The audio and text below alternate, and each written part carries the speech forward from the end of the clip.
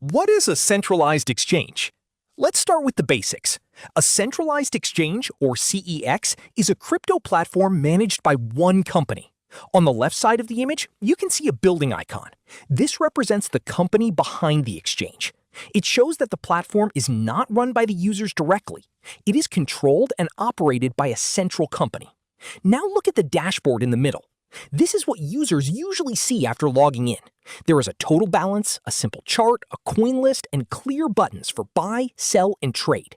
These buttons show the main purpose of a centralized exchange. It helps users buy crypto, sell crypto, and trade crypto from one simple place.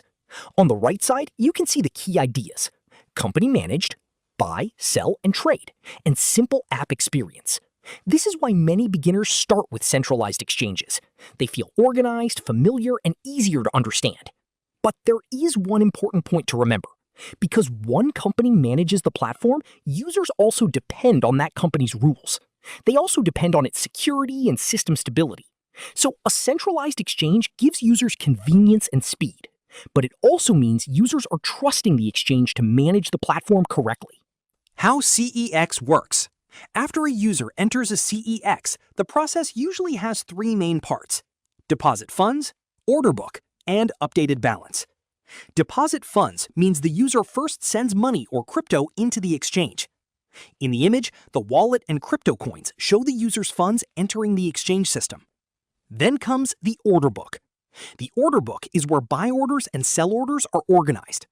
Buyers place the prices they want to pay. Sellers place the prices they want to receive. When both sides match at the right price, the exchange finds a match and the trade happens. After that, the balance updates inside the user's exchange account.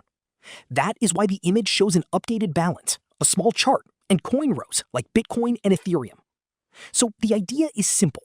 The user deposits funds, the order book matches the trade, and the balance updates internally.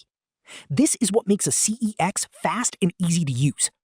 But it also means users depend on the exchange's internal system to manage trades and balances correctly.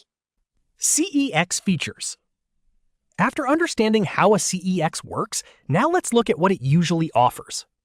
A centralized exchange is not only for basic buying and selling. Most CEXs bring several crypto services into one platform. The first feature is fiat deposits. Fiat deposits means users can add regular money into the exchange. This can usually happen through common payment methods, such as cards, bank transfers, or other supported options.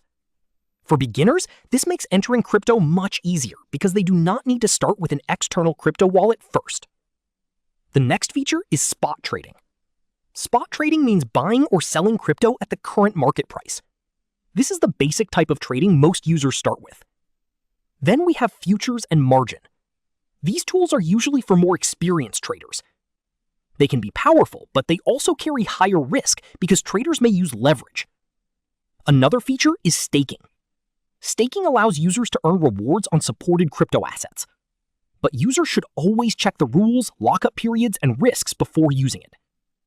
And finally, CEXs usually offer support and apps. This means users can trade through a mobile app or website and contact customer support when they need help. So the idea is simple. A CEX brings fiat deposits, spot trading, futures and margin, staking, and support tools into one organized platform. That is why CEXs can be useful for both beginners and active traders. CEX pros and cons. Now that we know the main features of a CEX, let's look at the trade-off. A centralized exchange can be very useful, but it also comes with important risks. On the pro side, a CEX is usually easy for beginners. It often supports fiat access, so users can add regular money more easily. It can also offer high liquidity, which means trades may happen faster and with better pricing.